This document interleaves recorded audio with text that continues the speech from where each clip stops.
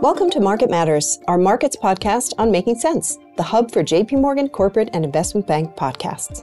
In each episode of Market Matters, we discuss the latest news and trends shaping markets today.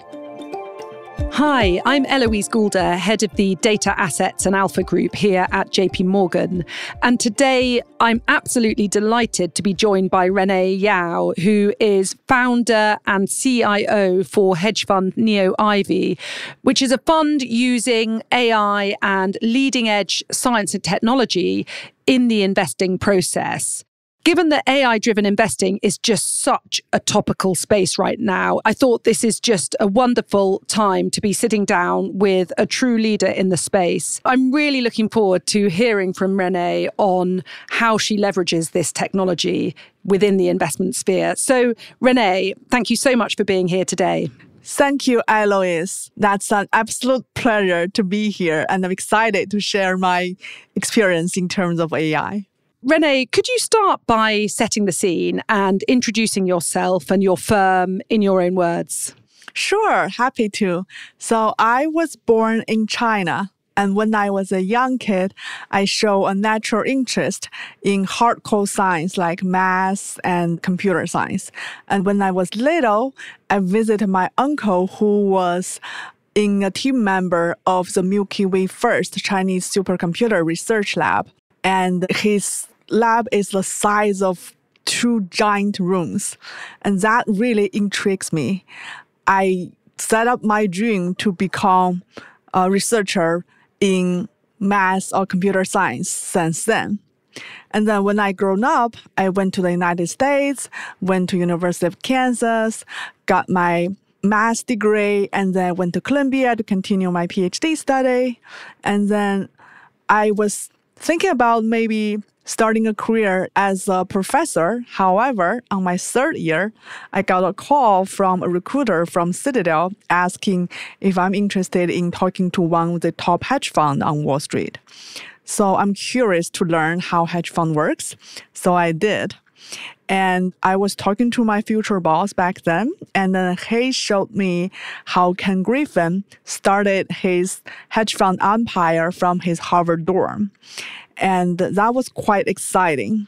So I decided to postpone my PhD study and join Citadel as a quant researcher to help them build the mid-frequency statistical arbitrage trading strategy. And then after Citadel, I joined World Quant Millennia to become a portfolio manager, working alongside with Igor Travinsky. And it is also at the same time I started building my team. And then after World Quant, I joined a prop trading firm called HAP, where we started to foresee all their equity trading business. And then later, Millennia, the parent company of World Quant, offered to seed us as Neo Ivy. So that's when we started to have our own independent firm, Neo Ivy. Brilliant. And before I quiz you about Neo Ivy, out of interest, did you ever complete your PhD? No, not yet. Probably after I retire. So interesting. Well, I guess the pace of learning in this space must be much faster than anything else you could be doing anyway right now. Yes, exactly. You learn everything new every day in your work. Yeah. So after we set up Neo Ivy in 2015, we started trading in 2016 with separate managed accounts. And then because performance was very good, so in 2017, 2018, we were able to launch our commingled fund in 2018. And we were able to launch that without the need of any seeder. So the firm is owned 100% by the employees. And in 2019, we become fully registered with SEC. And now we've had more than 7 years of track record. And we have maintained our close collaborations with universities and institutions to maintain our competitive edge. Fascinating. And I guess for context for our listeners, can you describe the size of Neo Ivy at this stage in terms of number of employees or any other metrics? Yes, absolutely. We are a boutique firm with about 200 million regulatory AUM, with 10 people and 70% of them research-focused. We've delivered a return of T-bill plus 5 to 8% with no beta exposure and a growth sharp close to 2. Throughout the years, I've been the one who's been doing research, answering potential investor inbound inquiries, doing conference presentations, and then run the business. So it's a lot of work. Luckily, this year, we welcomed our first head of business development person, Steven, so I can free up my time to focus on my research side. That's fantastic. So can we turn to your techniques then? I introduced them as leading edge and AI-based, but what exactly are you doing here and how would you argue it's differentiated versus others? So machine learning itself isn't a new topic. In fact, the very elementary machine learning probably dates back to 1950s, where people used principal component analysis or logistic regression to try to learn historic patterns. And then they hope the computer will find some patterns from the historic data, and then the same pattern will still hold in the future. So basically, history will repeat itself. However, later, there are more sophisticated machine learning approach like support vector machine, random forest, artificial neural network. All of that follow the same pattern, which is looking at lagging indicator, looking at historic data, trying to do pattern recognition, data mining from historic data.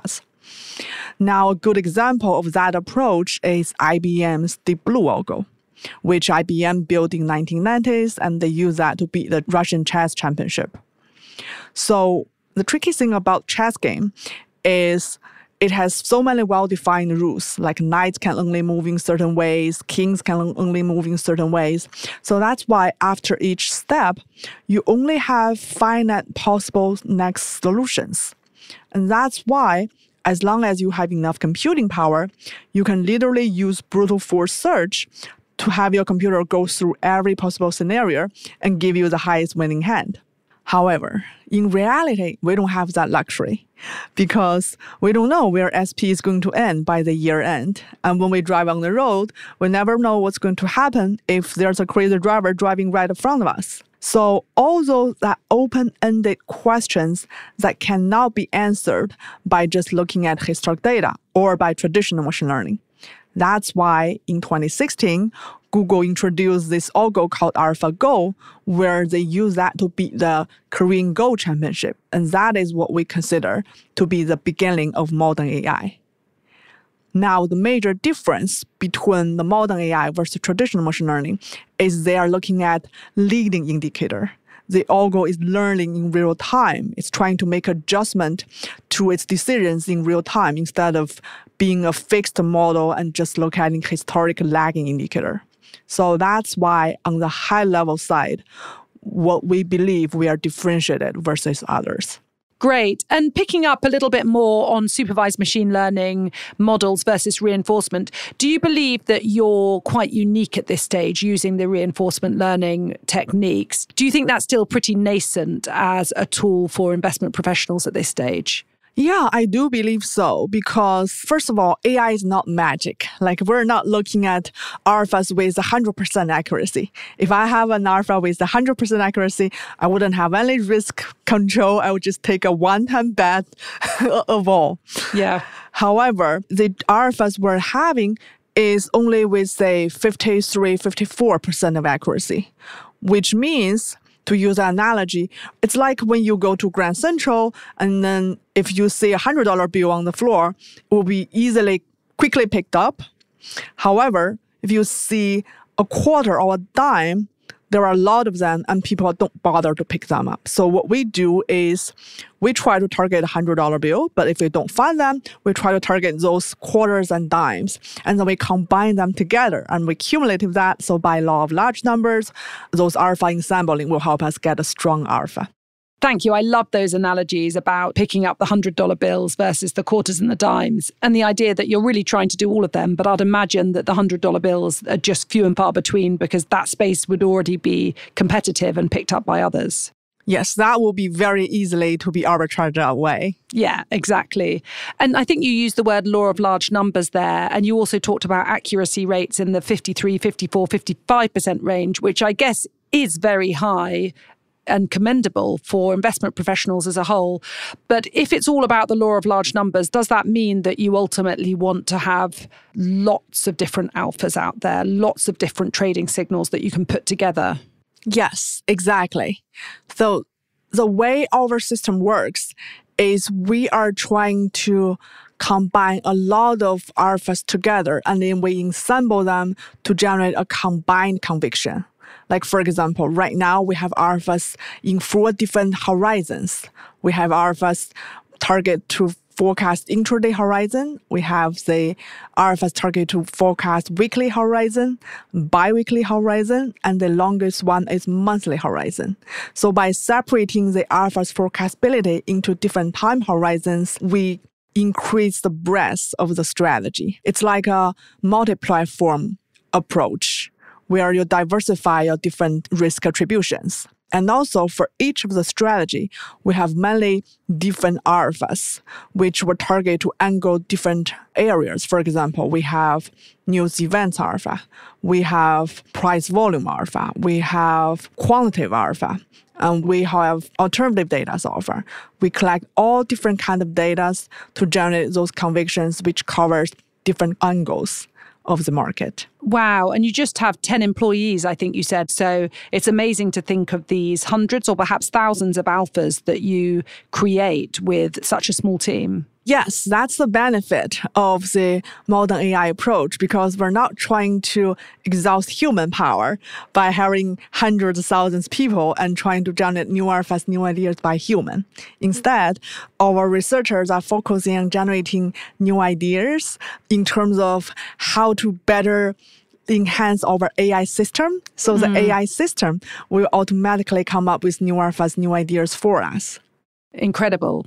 So I wanted to ask you, what are the key benefits to these sorts of techniques? And I think you've already answered so many of them. The fact that this is scalable, the fact that this is diversified. Are there any other benefits to this sort of a technique versus other quant hedge funds or versus other fundamental investors that you would really draw out? To answer the questions of, say, the investment edge compared to, say, traditional machine learning versus AI, our approach is we take a combination of high daily hit rate with a positive skew. Now, a daily hit rate of more than 53% is high. However, it won't be as impressive if we doesn't combine that with a positive skew. Most of the managers have to compensate one for the other. That's why if you look at all the HFRI index, you see almost all the managers have negative skills in order to achieve a high daily hit rate. However, we were able to combine the positive daily hit rate with more than 53% with a positive skew. And that's because we have this dynamic risk allocations. So we were able to predict in the future whether we should see increasing opportunity, and thus we should increase our bet size, or we should see less opportunity, and thus we should reduce our bet size. Now, that's embedded in our AI system from day one. So for the past 1,800 days, over 7 years, this has helped improve our overall return by more than 10% and has a monthly hit rate of more than 64%. That's how powerful AI is compared to traditional machine learning.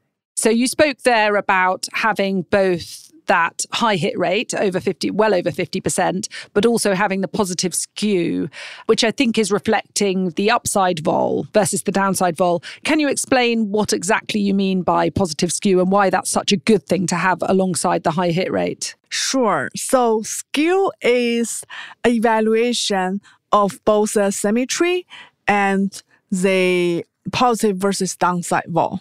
Yeah. So positive skew means you have positive asymmetry and you have more upside vol than downside vol. Right. And unfortunately, in order to achieve that, most managers will need to compensate that with the accuracy level, the daily hit rate. However, for us, we were able to get a positive daily hit rate of more than 53% combined with a positive skew. Now, what that means is you have more upside vol than downside vol.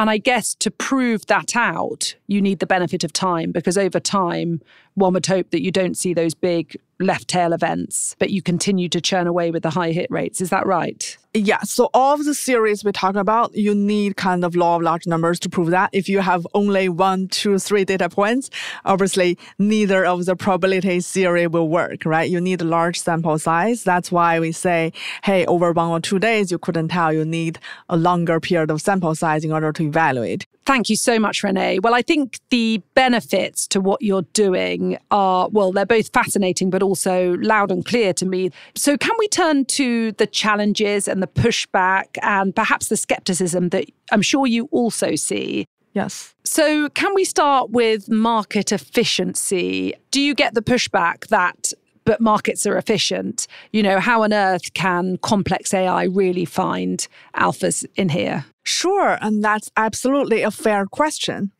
Markets are largely, but not perfectly efficient. Markets are mostly noise, random, unpredictable, but occasionally it exhibits tradable signals attached to the non-tradable noise. So oftentimes when I heard people complaining, well, the alternative data are interesting, but they're not so useful because their signal-to-noise ratio are too high, it's because most of them are only looking at lagging indicators. If you only look at historic data and you try to identify patterns in the historic data, of course, that's going to have a higher requirement in terms of how noisy your data is.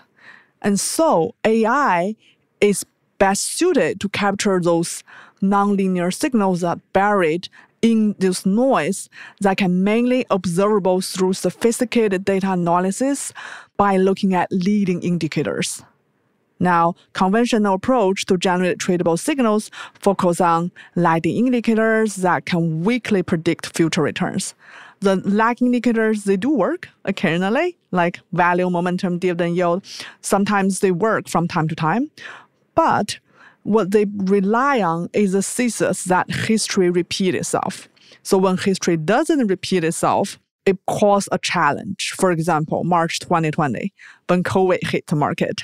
That's something we never see before. And so all the models that looking at historic data or lagging informations were challenged during that time. And on the other hand, AI harness data to look for leading indicators that can probabilistically forecast future returns and is constantly learning and updating itself in real time. That's why we not only deliver good returns in March when the market were down 30%, we also deliver good returns in April when the market rebounded 20%. In those fast-changing market environment, it shows how powerful AI is compared to traditional machine learning, or how important leading indicator is compared to lagging indicator. That's a great example, actually, that March 2020 market drawdown and then bottoming, I think, in mid-March, and then the April 2020 recovery.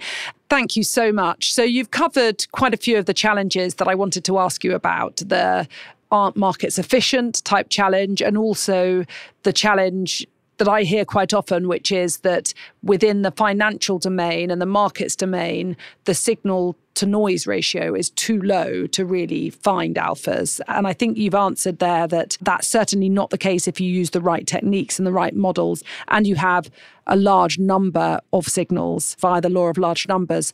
But are there any other weaknesses to your strategies that you would highlight? What concerns you?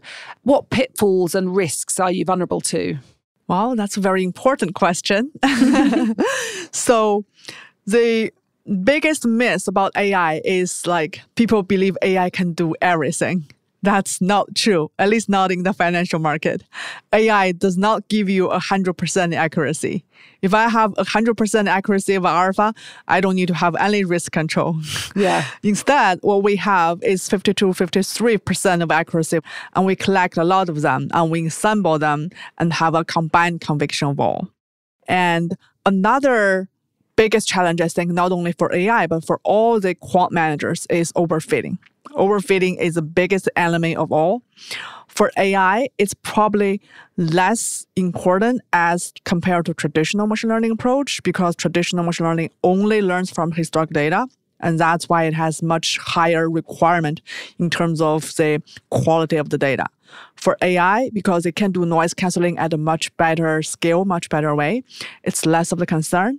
However, we still pay a lot of attention to overfitting. Like, for example, when you look at a performance of the alpha, you not only look at the in-sample performance, which is the training data set, you also look at the out-sample performance, which is the real trading performance. Yeah. Quite often we see, at least from my experience, from the traditional machine learning managers, their in-sample accuracy and out-sample accuracy are quite different. Now, for AI, it's a different story. We do expect in-sample performance and out-sample performance are consistent. But in order to achieve that, we have to set up rigorous rules to filter out which alphas are true alpha and which are result of full signal or overfitting.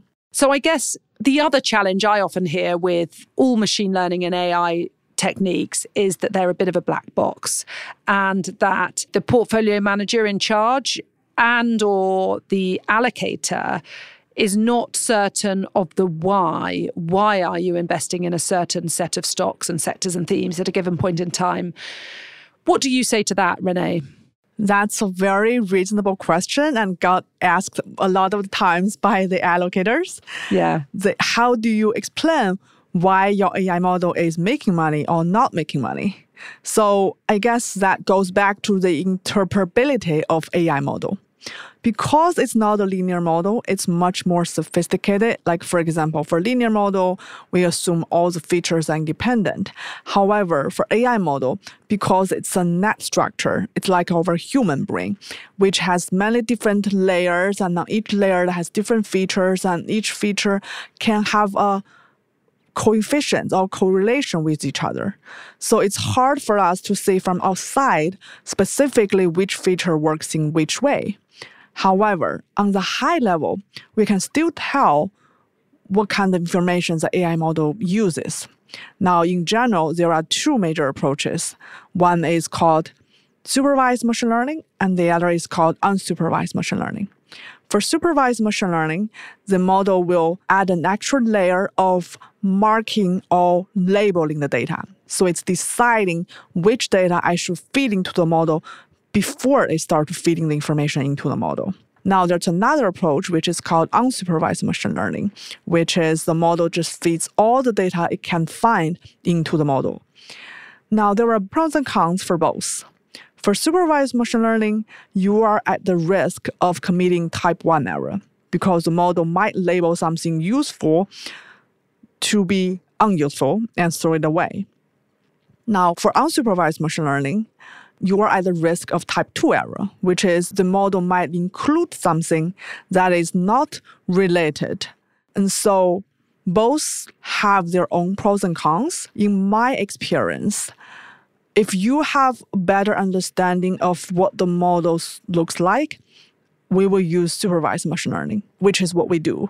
If you don't have any idea of what the model looks like, and you want the model to completely explore all the possible scenarios, then we use unsupervised machine learning. Thank you. And I do think a point that you've made several times about machine learning techniques being so helpful at finding non-linear relationships is such an important one, and one that we definitely need to add to our benefits arguments, which I tried to articulate earlier. I also find it really interesting hearing you talk about the biases and the errors in AI-driven investing, because quite simplistically, one could argue that human behavioral biases and errors are present or may occur from fundamental investors, but should not be present in AI-driven investing.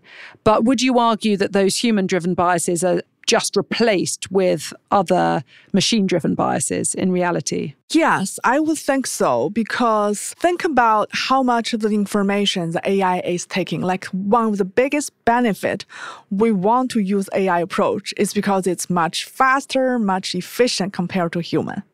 Now, for our AI system we build, they generate over 1,000 alphas per day. And that's because the AI can look at all the information at a much faster speed. Like, at a breadth and depth that is unimaginable by human. Like, for example, we process over 1 million pieces of news events data alone. That's impossible for human to read. And some of the data we process, like satellite data, hyperspectrum satellite data, synthetic aperture radar satellite data, they're not even processable by human eyes. So we have to rely on AI techniques to collect and clean all those information and look at the world in all different angles.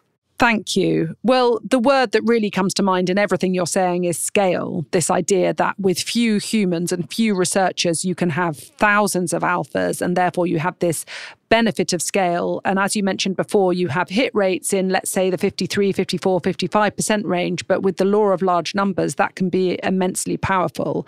And I guess if all of that is true, I would assume that you really want to maximize the number of bets you can make by maximizing the number of assets you're trading, the number of regions you're looking at, the number of data sets you're taking into account. Is that true? And which assets and regions are you really honing in on right now? That's a great question. So right now, we're treating US and European regions. And yes, we do take ensemble approach by combining all those alphas together to generate a combined conviction. And coming to the data that you leverage, you touched on it earlier, but can you just talk through the main sets of input data that you feed into your models? Yes, absolutely.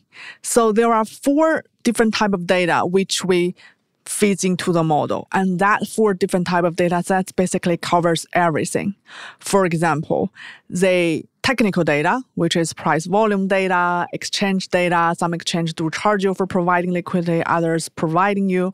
And then the quantitative data like momentum, mean reversion, earning yield, a lot of the farmer French factor models, factor PMs trade on those factors. And then fundamental data like analyst forecast, sales forecast, the GDP, the CPI, the Fed balance sheet information, and also the alternative data, which includes news events data from traditional news outlets, from the new bloggers, Twitters, and then real-time GPS location data, or even satellite data. So those 4 big buckets of data covers every data set which we can imagine, and that is why it helps us to gain such a breadth of the different type of alphas we have and different frequencies of the alphas we have. And from those 4 different major groups of input data that you use, are there any that particularly stand out as being particularly alpha generating to you? I think the technical data, we believe it's been heavily traded and arbitraged away much more compared to other type of data like alternative data or like fundamental balance sheet information data, because not everyone has ability to collect and clean those data. So that kind of give us an edge. Thank you so much. So it's the fundamental and the alternative data that's really up there for you in terms of the alpha potential. Yes, we do believe so. Fascinating. Thank you. And you spoke there about cleaning the data and the investment you make really in ingesting high quality data. How do you weigh up the relative benefits of the data itself and the quality of the data and the history of the data with the quality of your AI model, which, as we've discussed so far, is clearly of critical importance? Because for context, I have heard from many other quant investors, not necessarily AI-driven quant investors, but many quant investors tell me that the data is the most important thing, the cleanliness of the data, the history of the data. And if that's true, then how much time and effort do you put into that? That's a very important question. I do believe for a lot of managers, data is very important, and so are we. Like, we pay a lot of attention to keep adding new data sources into our AI system so the model can keep broadening its depth by looking at different kind of data throughout the years. Like, for example, during COVID, we added the network traffic data because everybody was locked in at home. So the foot traffic data was sparse. Yeah. And then we also added the air traffic tower data to track how much of the passenger airplane, commercial airplane regain their transportability. And then also last year, we added the macroeconomic information data, which helps model not only see the company specific information, but also see the broader picture. So from that aspect, data is definitely very important. Now, One of our edge, which makes us differentiated, is we're not trying to buy data from third-party vendors like most of our peers are. The reason is because we do believe that the data vendor's interest is not exactly in line with the manager's interest. Because if I'm a data vendor, I have a good data source, I want to sell it to as many managers as possible. So quickly, what we see historically is we found once the good data has came out, at first it works pretty well, and then it quickly arbitrated away when more and more people started trading on it. So what we did instead is we collect and clean majority of the data in-house because of the supercomputer-like infrastructure we built. And by doing so, it will not only help us have a better quality control of the data because we know how the data was collected, how the data was cleaned, and so we can know, okay, if the data has an issue or needs to be fixed or upgraded, and also help us to have a better understanding of what kind of data we should feed into the model or let the model decide if and how to use it. Yes, that makes total sense. I guess it gives you much more control and flexibility around all of the input variables that you can use. Yes, and also help reduce correlation. Yeah. So you've really laid out the huge benefits, I think, to your techniques and why they're differentiated and why they have edge. And I think you've also discussed many of the challenges and the risks and the pushback and the skepticism that you can face and how you really respond to that. Can we turn to the future? How do you see the industry evolving from here? And what you're doing is so unusual, really, in the context of other asset managers and so differentiated. Do you see the world catching up? And do you see others trying to do what you're doing? And if so, how will you retain this edge? Yes, that's a very good question. Now, in order to answer that, I think first, it's a very good thing that people began to realize how powerful AI is. Now, I have to thank ChatGPT because before ChatGPT, it's difficult for us to explain the difference between traditional machine learning versus modern AI. However, when people see ChatGPT, they can tell the difference between that versus Siri, Alexa. You can feel you're talking to a human instead of talking to a machine. So that gives them the first impression of the difference between traditional machine learning versus modern AI. Now, in terms of the competitions and people trying to get into the space, absolutely, all the time. Definitely, we are going to see more competitions in the space. However, we do believe that there are certain barriers to entry for people to truly get into the space. We've been doing research in AI since 2014, 2 years before Google even published their AlphaGo paper. And we've seen through the benefit and the cons of AI. Like AI is not magic, for example. Like there's no AI that can predict the market 100%. And so in order to maintain your competitive edge and run your successful portfolio, you need to combine AI with tight risk controls so that when market have a pattern, your AI can catch more alpha by allocating more risk. And when the market doesn't have pattern, then you need to tail down your risk. And also, in order to truly enter the space and build your infrastructure, you need to incorporate modern supercomputer-like infrastructure. Like a lot of our competitors actually built their infrastructure 10, 20 years ago. Back then, GPU, TPU didn't even exist. So nowadays, in order to catch on the trend, they need to rebuild the entire infrastructure. So they need to physically have someone rewrite all the code. For example, GPU programs on CUDA. That's different from all the previous infrastructure on C++ or Python. So that is another barrier to entry where if you already have a legacy system in place, it's difficult to find someone you can trust and rewrite your entire code because that's your entire IP. So in general, we do believe the competition is going to be keeping up. We think it's a good thing because AI is a very broad space, and then we're combining all those alphas together. We're assembling them. We're not trading each one of them independently. So that's why I think there's a huge future here where everybody can do research and have their own emphasis.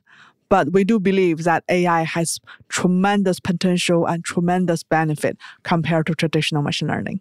Thank you so much. Well, it does sound like On the one hand, there are huge barriers to entry and huge amounts of technological investment really to be able to enter this space. But on the other hand, it's really heartening really to hear you say that there is space for many others. It's still such a new and arguably relatively niche space to be in, but extremely promising in terms of the returns.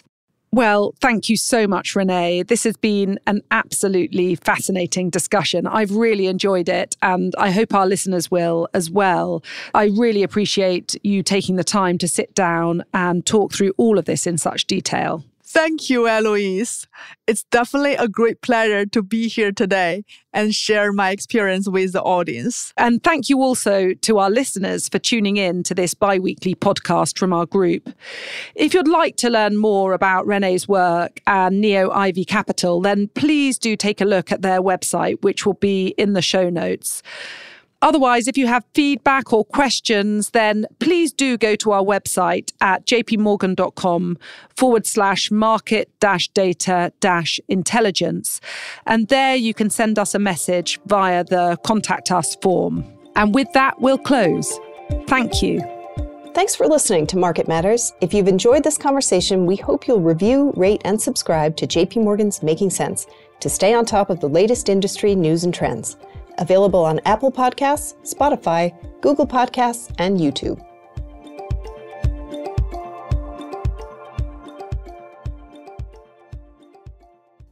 The views expressed in this podcast may not necessarily reflect the views of JP Morgan Chase & Co. and its affiliates, together JP Morgan.